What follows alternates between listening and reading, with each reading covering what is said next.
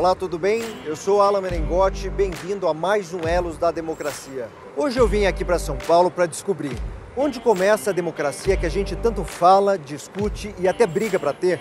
Ela pode ser ensinada? De quem é essa responsabilidade? Do Estado, da família ou da escola? Como aprender a conviver com ela? Quem vai ajudar a gente com essas perguntas é um dos pensadores mais celebrados do Brasil. Ele que é filósofo, professor, educador, palestrante, escritor best-seller, que transforma ideias complexas em coisas simples, que de forma cativante e descomplicada gosta de fazer as pessoas pensarem. O nosso elo hoje é o professor Mário Sérgio Cortella.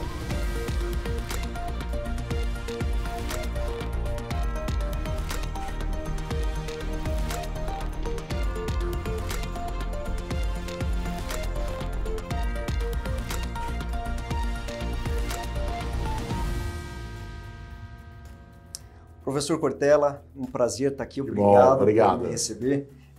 Para a gente falar de um assunto tão importante que é a democracia e a relação com a educação. Muitas pessoas conceituam a democracia como a possibilidade de alternância do poder na hora do voto ali. Mas isso não é pouco? Como que o senhor definiria a democracia à luz da filosofia? Olha, a alternância ela é uma das formas como a democracia funciona, isto é um dos mecanismos democráticos. Ele não é obrigatório como forma direta, isto é, eu posso ter, em algumas democracias, a eleição de pessoas de modo sucessivo, em outras delas isso é vedado, né? Se você imagina, no legislativo não há uma obrigatoriedade, nem no Brasil, nem em outros países, não em todos, mas em boa parte deles, de que não haja reeleição.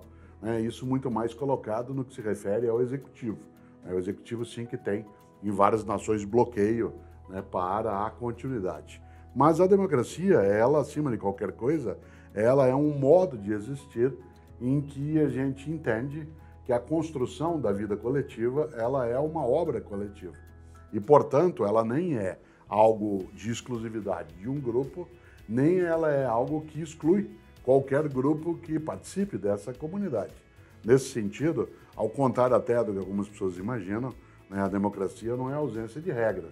Ela é a construção coletiva das regras. Nessa hora, é claro, eu sempre também trago à tona, a democracia ela não é a ausência de ordem, ela é a ausência de opressão. É a democracia que impede, na contemporaneidade, que haja a opressão de pessoas sobre pessoas. É ela que recusa o fratricídio, é ela que busca fazer com que, como horizonte, nós sejamos capazes, né, de fazer com que a nossa vida ela seja decente, né, para todas e todos. Nessa hora, a democracia tem a alternância no poder como um dos seus mecanismos possíveis para o executivo, como eu lembrava. No legislativo, nem sempre.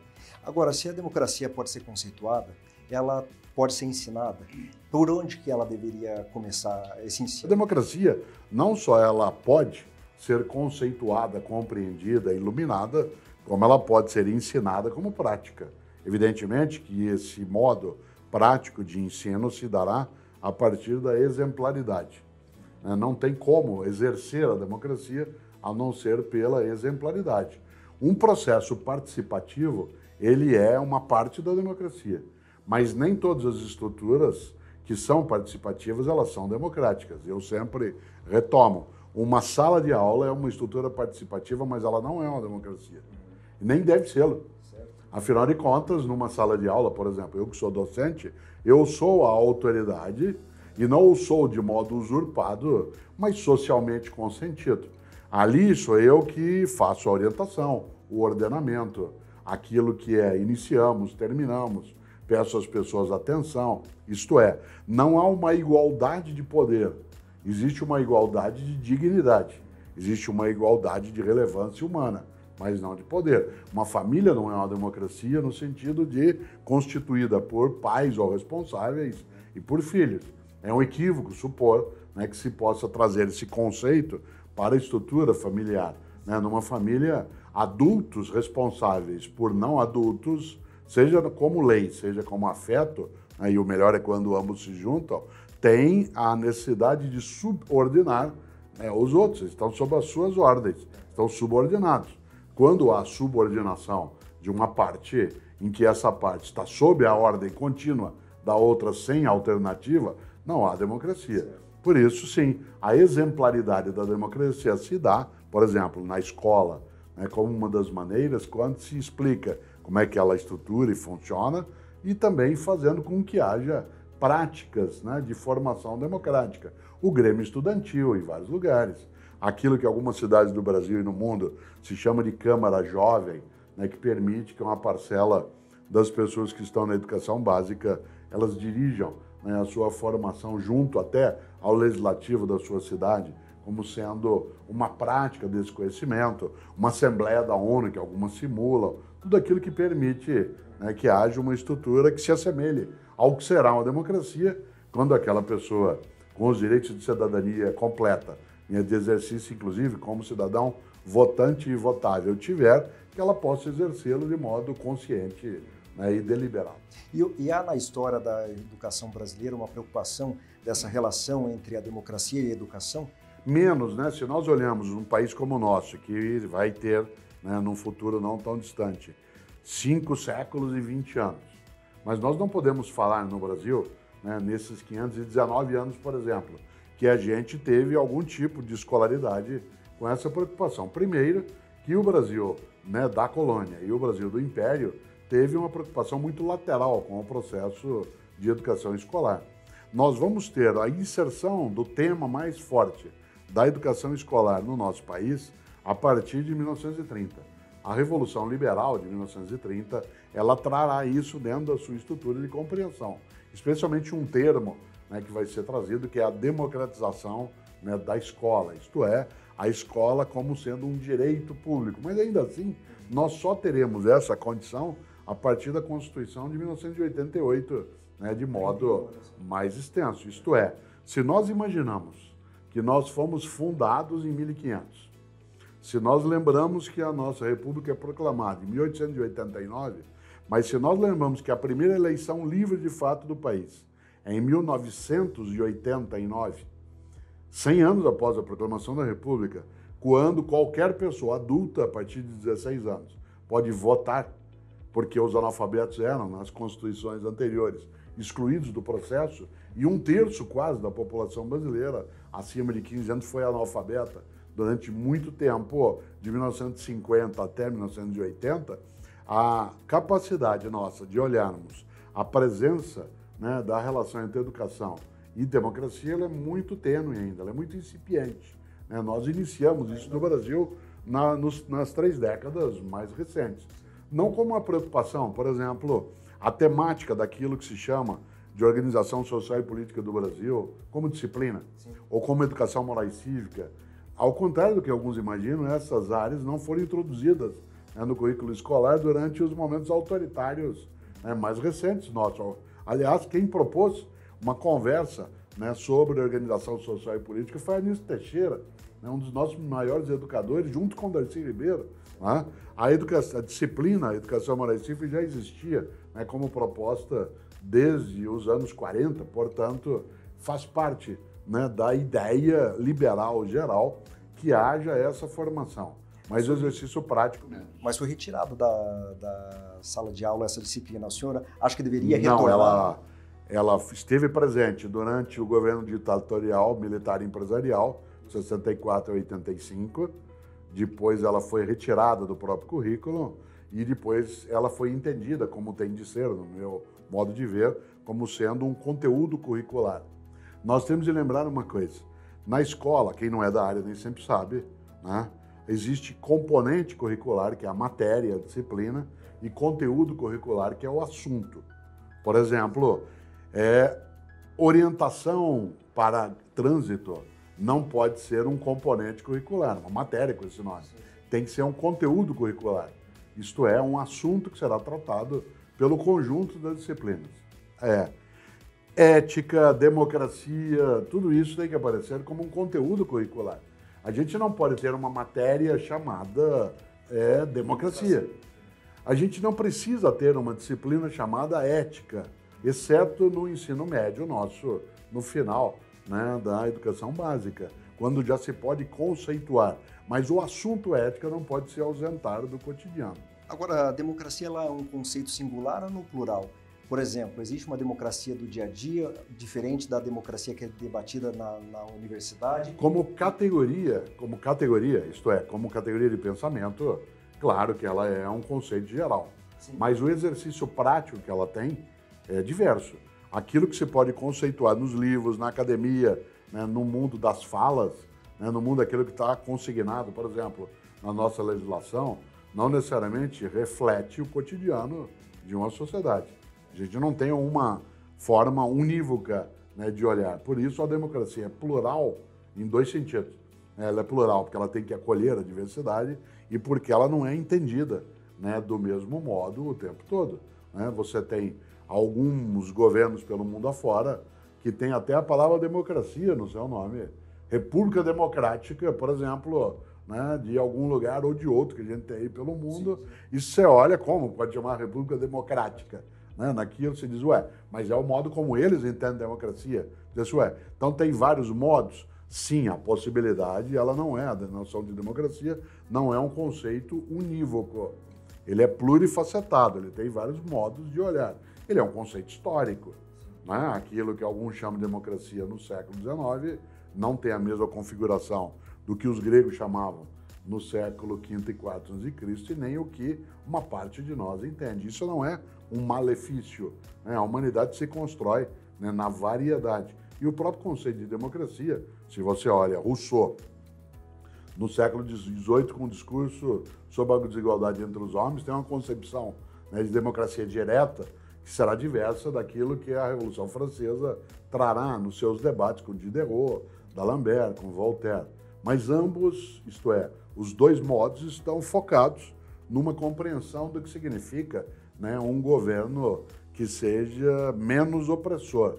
Se a gente olha a democracia norte-americana, quando ela se constitui a partir dos seus pais fundadores, ela coloca também a noção de recusa à opressão e, portanto, a não intervenção do Estado, do poder público, de modo algum. A democracia brasileira, mais recente, percebe a necessidade do Estado intervir, do poder público, para promover a ruptura da desigualdade social. Não são vários modos. Uma avaliação que eu gostaria que o senhor, como filósofo e educador, me fizesse. Muitos dizem que a nossa educação, e a gente percebe, não foi bem cuidada nos últimos 31 anos, por exemplo, de democracia. Houve também uma falta de cuidado com a democracia nossa?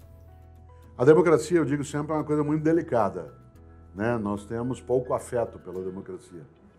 Em 519 anos de história, nós não tivemos ainda, né, um período que ultrapassasse 10% do nosso tempo de vida em que a democracia pudesse constituir-se como uma marcha expressiva.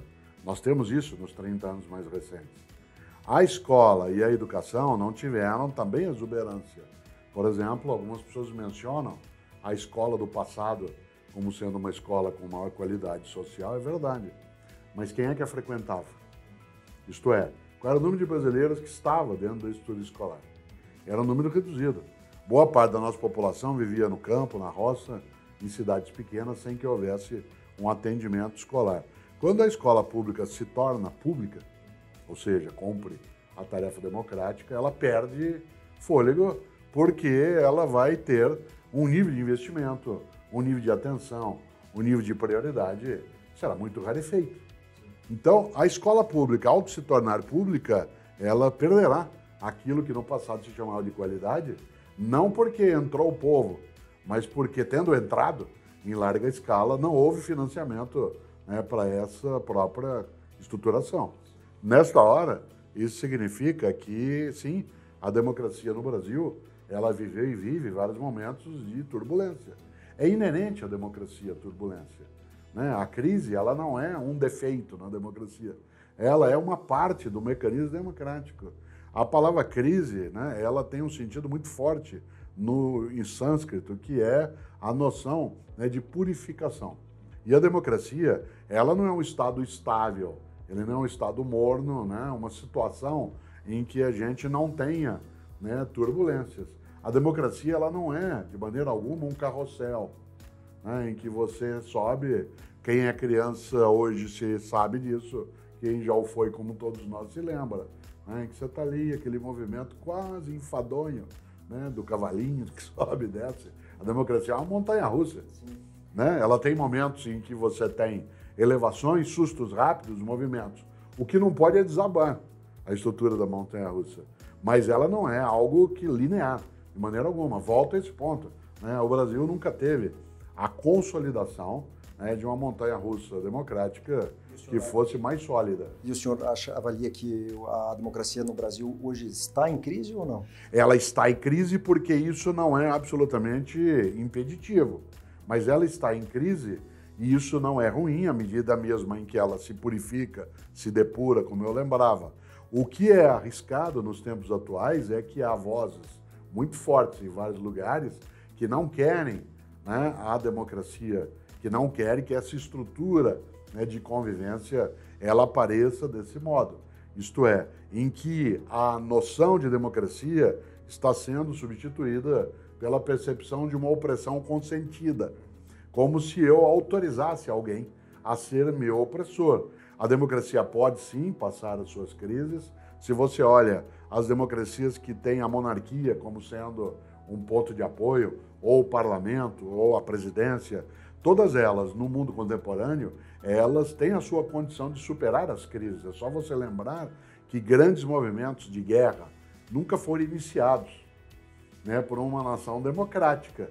Se você olhar nos últimos 100 anos, guerras, de alguma maneira, em larga escala, como as guerras mundiais, elas tiveram um movimento por parte das nações com democracia de maior defesa, isto é, de reação àquilo. O que, de uma certa maneira, não vale o tempo todo, nem de todos os modos, mas é uma tendência geral. Portanto, se a gente olha, né, nessa direção, a democracia, ela vive no Brasil alguns momentos de abalamento, e isso não é algo estranhável, mas o grande temor são pessoas que não querem, né, que haja esse movimento. Eu brinco que a grande diferença entre uma democracia e uma ditadura é que numa democracia você pode reivindicar a ditadura, não é o contrário, não. Sim. E quando há esse contrário, é necessário que a gente repense como é que nós queremos viver. Será que é uma servidão voluntária?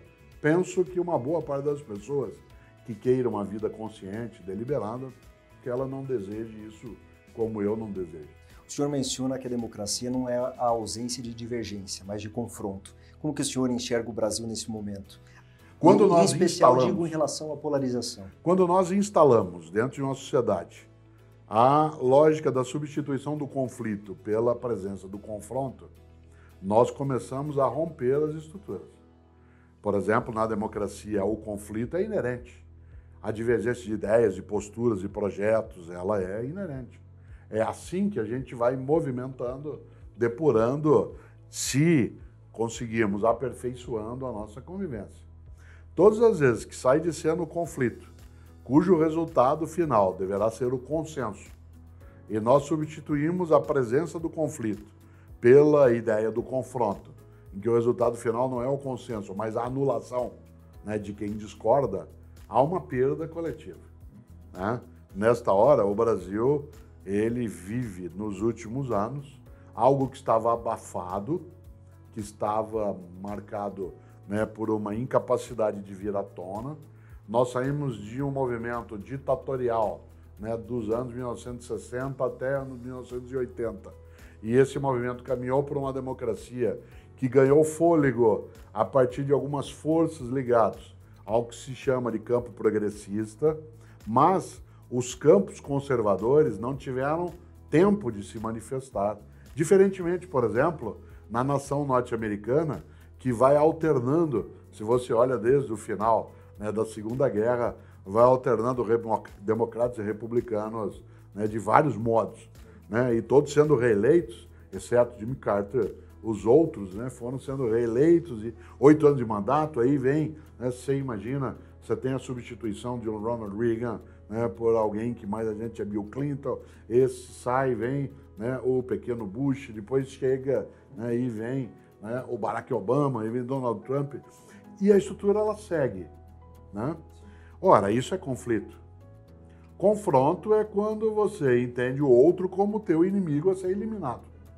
Porque a nossa democracia ela é muito incipiente e nós não aprendemos ainda o embate democrático como sendo, sim, a presença da divergência, a aceitação de que alguém não tem a mesma concepção do que eu sobre religião, orientação sexual, economia, sobre a capacidade de presença ou não do poder público, sobre o que é ecologia, mas que isso não deve nos levar a nos matarmos. Deve nos levar a fazer um debate em que haja alguém que seja vencedor, em vez de um adiamento contínuo das soluções, sem que isso implique na anulação. Né? Afinal de contas, a gente não pode, de maneira alguma, esquecer, né, que a democracia ela serve para preservar a vida coletiva, em vez de ameaçá-la. Qual é o caminho que o senhor enxerga para o povo, nós, cuidarmos um pouco melhor da nossa educação, preservarmos a nossa história, por exemplo, e participar um pouco mais da nossa vida em comunidade? Nossa comunidade, em última instância, ela é numa cidade. Né? Concretamente, só existe vida no município, porque uma cidade é algo concreto. O restante é abstrato. Né? Um estado, né? Uma região, uma federação, ela é uma abstração. Todos nós vivemos no município. O primeiro passo e o mais decisivo, e provavelmente durante uns 10 anos o único, é que a gente participe das estruturas de poder na nossa realidade local. Por exemplo, o nosso modo de gestão da educação nos 3 níveis da federação, ele tem um ordenamento jurídico relativo à participação popular no Conselho Municipal de Educação, na Comissão de Educação do Legislativo Municipal, que é a Câmara. Né? Se a gente consegue trabalhar aquilo que é o lugar onde moramos, né? Mesmo que sejam cidades grandes, como é o caso das metrópoles, e ter uma noção clara de quem é que a gente escolhe para cuidar do lugar onde a vida existe de fato, que é a nossa cidade, a gente pode aos poucos ir elevando, né, essa possibilidade para outras dimensões ou para outros, para usar um termo técnico, entes da federação. Voltando para a filosofia, o senhor avalia que um povo que cuida melhor da sua democracia é mais feliz? Tem uma relação intrínseca entre democracia e felicidade? Uma das coisas que é mais forte nos nossos tempos é a noção de uma felicidade como sendo a preservação da vida sem sofrimento inútil. E eu acho que a democracia, ela em grande medida, ela é promotora da possibilidade da recusa ao sofrimento inútil. O que é o sofrimento inútil? É aquele que não precisaria acontecer. Você diz, ué, mas tem sofrimento útil? Em princípio, muito levemente. Né? Aquele sofrimento que vem de um exercício que você tem que fazer para ter uma melhor condição, a necessidade de dieta, a capacidade de estudar muito para chegar a algum lugar ou trabalhar bastante. Sim, isso é levado a um certo sofrimento, mas tem um objetivo que é mais amplo. Mas eu falo de outra coisa, que é o sofrimento evitável. O sofrimento da fome sem alternativa, da escola sem possibilidade, da saúde sem socorro. Esse é um sofrimento evitável. Evitável para quem? Para outra pessoa. Nesse sentido, claro, né? A democracia não é que ela promove a felicidade, mas a democracia favorece as condições para que o sofrimento evitável ele não tenha o seu lugar, né? E se ele tem o seu lugar e a presença entre nós, é algo que a gente precisa tirar desse lugar. Eu serei mais feliz, eu, Cortella, se eu for capaz de participar, né, de um processo de afastamento do sofrimento evitável, meu e de outras pessoas. Claro. A gente falou aqui em educação, cidadania, ética, política. Quais seriam os princípios amigos da democracia? A democracia ela tem, antes de mais nada, a percepção da participação como sendo uma das suas marcas mais fortes. Como diz a antiga frase, os ausentes nunca têm razão. Os ausentes nunca têm razão significa que a participação ela é marca constitutiva, né, do processo democrático. Outro deles é a consciência clara dos objetivos. Qual é a finalidade daquilo que fazemos e por que o fazemos conjuntamente. Então, participação e consciência. Em terceiro lugar, aquilo que é, né, uma cidadania que se dá na prática. Portanto, uma cidadania ativa, que é aquela que não se contenta em ser contemplativa e faz da participação algo que ultrapassa a mera manifestação de opinião, né, que hoje o mundo digital favorece, né, imensamente, por conta até de eu poder me expressar e imaginar que eu já estou participando de modo intenso apenas porque eu manifestei, né, numa rede social qual era a minha compreensão. Então esse tripé, para mim, é que ele constitui, né, o cerne, a participação, a cidadania ativa e, mais do que tudo, claro, acima de mais nada, é algo que marca a nossa condição, a percepção de uma consciência deliberada. Agora, o senhor menciona também que há algumas grandes mentiras na democracia, né? Quais seriam algumas delas? Que são os dois grandes mitos a serem afastados, que a democracia precisa ajudar a entender. O primeiro é, tudo é possível com a democracia. Não. Né? O segundo é, nada é possível. Esses dois mitos têm que ser deixados de lado. Por isso, há algumas quimeras na democracia. Às vezes ela indica para nós uma sensação, né, participativa. Nós temos visto no Brasil, nos 20 anos mais recentes, com as apurações, com os debates, com a imprensa livre, né, com uma democracia mais constitutiva, com a capacidade de um Estado de direito que começou, né, a caminhar de modo mais robusto, temos visto o quanto a gente nem sempre, como cidadão, imaginava todas as tramas que existiam entre o privado e o público, entre o empresarial, né, e o governamental, entre pessoas que trouxeram para nós, né, uma decepção forte. A grande vantagem da democracia é que quem nos decepciona pode ser substituído. E nesse sentido, essa é uma grande marca que ela carrega.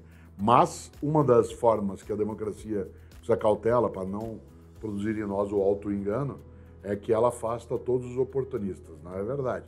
Há muitos que se beneficiam da democracia e por isso, né, a democracia não é sempre marcada por pessoas democráticas o tempo todo. Alguns nela estão e a defendem enquanto ela for útil, né? Portanto, esse utilitarismo ele não é tão nítido em todos os momentos. Bom, essa resposta do senhor trouxe uma carga muito forte sobre a questão ética, né? Qual seria a relação saudável entre a democracia e a ética? E qual seria a mais sensível para perecer numa democracia desestruturada? A ética ela é um campo, como eu dizia, de comportamento. Como é que eu me conduzo na vida? A ética já existiu como forma de conduta antes até de se falar nas democracias contemporâneas. Mas se deseja que a ética ela seja um dos pontos-chave de uma democracia que ganhe saudabilidade. E a ética não é qualquer ética, é uma ética que, acima de tudo, ela não tenha vergonha daquilo que faz, daquilo que pratica. Portanto, é uma ética que mostra o rosto, gente que mostra o rosto nos seus atos e que entende com clareza, que ética não é cosmética, assim como, não é algo cosmético dentro do campo da política. Não é só uma coisa de fachada. Como a democracia, se ela é de fachada, ela começa a mentir. Por que o senhor acha que os políticos não entendem isso ainda? Alguns políticos. Alguns, né? Claro. Uma parte dos políticos entende, outros são usurários, não são usuários, não. São usurários, de um modo de vida e acabam tendo uma postura que é uma postura absolutamente marcada pelo disfarce, a dissimulação. Eu acho que à medida que a gente avança, a nossa capacidade de cultura letrada na sociedade, com escolarização contínua, com uma consciência mais aberta daquilo que se tem, esse tipo de pessoa poderá ter uma presença menos comum. Agora, a democracia, ela não evita os canalhas, ela apenas dificulta a vida dos canalhas quando ela é boa. Quando ela é uma democracia frágil, os canalhas vêm à tona, sem nenhuma dificuldade. Quais os desafios que o senhor enxerga para a nossa democracia nesses próximos anos? Eu acho que nós estamos num processo que eu vivo e digo isso com muita frequência. Eu venho vivendo uma euforia cívica, uma alegria cívica, porque nunca nós discutimos tanto o tema da democracia, dentro da nossa nação. Não é que nós não o fizemos antes, mas fizemos de modo muito diminuto. Agora não. O modo de governar, o modo de ser governado, a possibilidade de escolha, se as escolhas têm que ser definitivas, a maneira como nós lidamos com as nossas divergências, tudo isso vem à tona. Temas que não estavam, no nosso cotidiano, eles passam a fazer parte desse cotidiano, das conversas nossas na família, nos lugares. Claro que as redes sociais também facilitaram bastante essa condição. Outro dia me perguntaram, numa entrevista, se eu perdi algum amigo, em 2018, durante o processo eleitoral, dada a polarização existente? Eu disse não, porque eu não tenho nenhum amigo tonto. Né? E se tonto fosse a ponto de romper comigo por conta de uma divergência, não poderia ser meu amigo e eu dele ou dela. E, portanto, eu não perdi ninguém. Mas e nem na família, mas uma família que é capaz de chegar à ruptura por algo que é uma divergência, que deveria ter uma marca de saudabilidade na reflexão, ela, né, é uma família que está com um problema muito mais sério do que simplesmente uma escolha de voto. Por isso, um desafio marcante, né, dentro desse momento é nós aprendermos com essa alegria cívica a refletir mais sobre como é que queremos governar e ser governados. Por isso, nós temos de, talvez, olhar a nossa democracia com mais carinho. Esse é um desafio marcante. É algo difícil. Uma parte das pessoas hoje com menos de 30 anos de idade não compreende o valor explícito de uma democracia mais sólida, não participaram e nem precisavam de momentos anteriores em que ela esteve ausentada, né? E, portanto, tudo parece meio óbvio hoje em dia. Imaginar que alguém possa escrever o que quiser na sua rede social, no seu livro, no seu muro, se é seu, parece uma coisa óbvia, mas ela não é, porque não foi sempre assim. Né? Poder escolher o seu governante. Né? Eu tenho 65 anos de idade. A primeira vez que eu votei para presidente do meu país foi em 1989.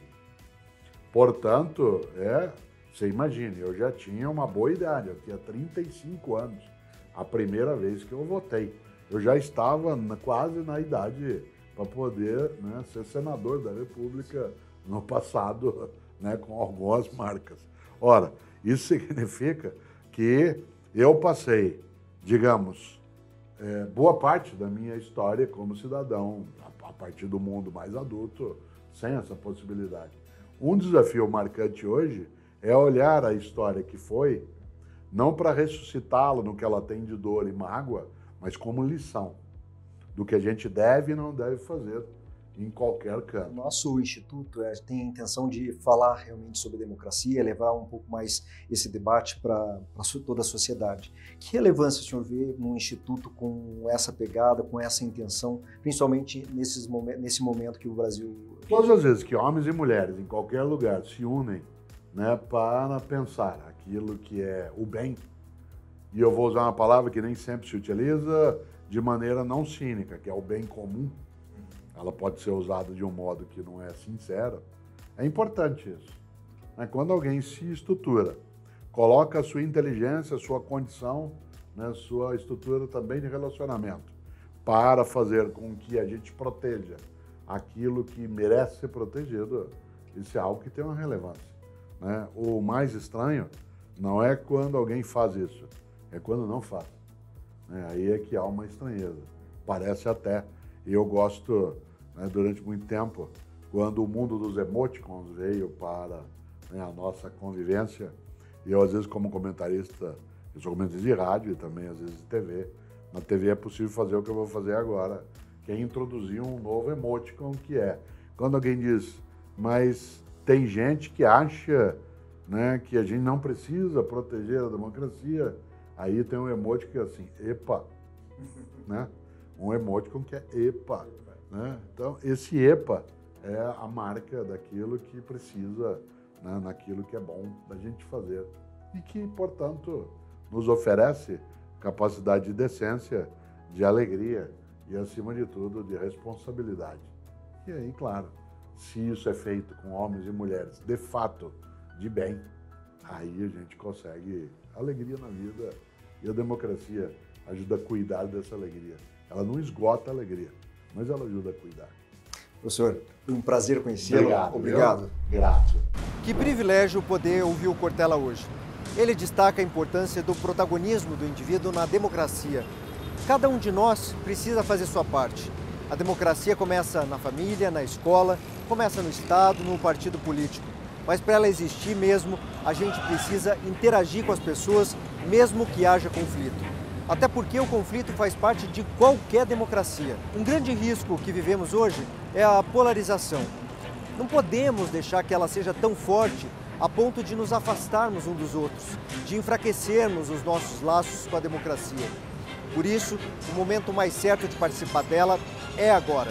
Democracia não é sobre que lado que você está, mas é sobre a possibilidade de dialogar e de se respeitar, mesmo discordando. O IEM, o nosso instituto, quer ajudar você a pensar junto com a gente. É possível ser um agente, é possível ser diferente e fortalecer a democracia com diálogo e ação. Eu sou. E você?